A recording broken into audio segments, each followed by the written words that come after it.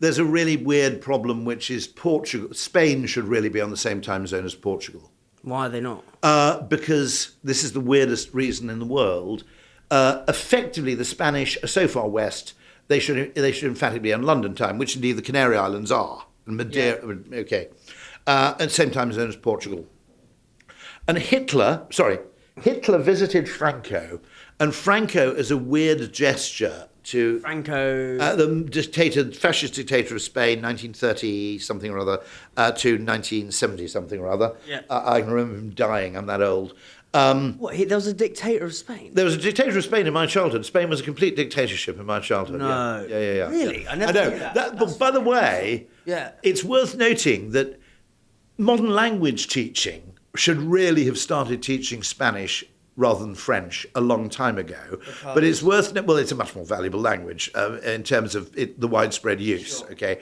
One of the reasons, I suppose, two reasons. One, bear in mind we didn't have cheap air travel, so everybody could go to France, but not everybody could go to Spain.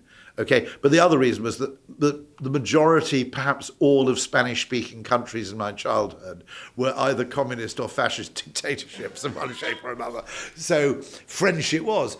But so to impress Hitler, he just announced that Spain was going to be taken onto effectively Central European time, which is the same time zone as Berlin, which is miles and miles to the east. The decision is completely whack. It causes all kinds of problems. One of the reasons why the Spanish have to eat ridiculously late at night is they all go out to eat at 9 o'clock and we go, that's so weird.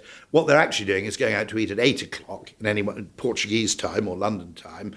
And the reason they're going out late is because it's too bastard hot at 7 o'clock to go out and eat. See? So effectively the whole of Spain gets up too early and it's proper whack. Yeah, but also you can't get the cafe culture over there is shite because you can't get good breakfast. Nothing opens till... I agree that the Spanish have not cracked breakfast. However, in other culinary matters, I think the Spanish have actually performed spectacularly in the last 20 years.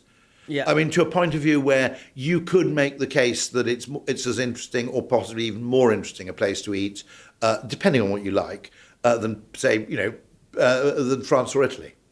Okay. Yeah. Now, I will agree with you that paella is actually a failed biryani. Yeah. So certain of the things that are considered Spanish staples, I consider also remarkably unexciting. there's almost like a Tex-Mexification of paella because actual paella is from Valencia, which is with rabbit. So the stuff we get with chicken and seafood and prawns and chorizo is basically our Tex-Mexification. So it was rabbit biryani. Yeah, basically it's gone off the rails. You go to Valencia, there's no fish. You can't get seafood. Well, you can now.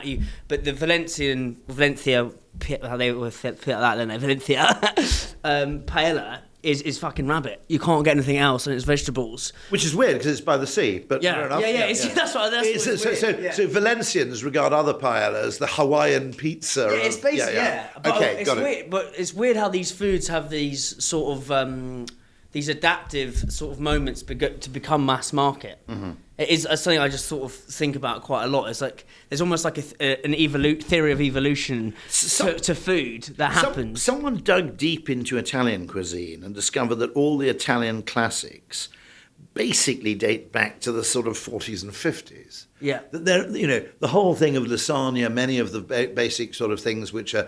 The narrative is always that it's been passed down by generation after generation of grandmothers. Yeah. Apparently that's not, if you dig into it, not really true. Yeah. Well, it's the Italian, again, it's the adaptive thing. It's Italian American. That's basically what the Italian food we have is. There's a sort of debate. Mass market is all that stuff was people going over to the States. No. That's undoubtedly Indian food in the UK is not necessarily, not all of it, but some of it's unrepresentative of what you'd find in India. And of course, it's historically a lot less vegetarian than Indian food would often be as well. Espressos is sponsored by supply chain software gurus Unleashed. It talks to your e-com and accounting software. It's helped islands cut admin time in half, get granular clarity on your margins, know where your stock is, don't miss availability. Brands like Candy Kittens, Tiny Rebel and Trip all use Unleashed, and so should you.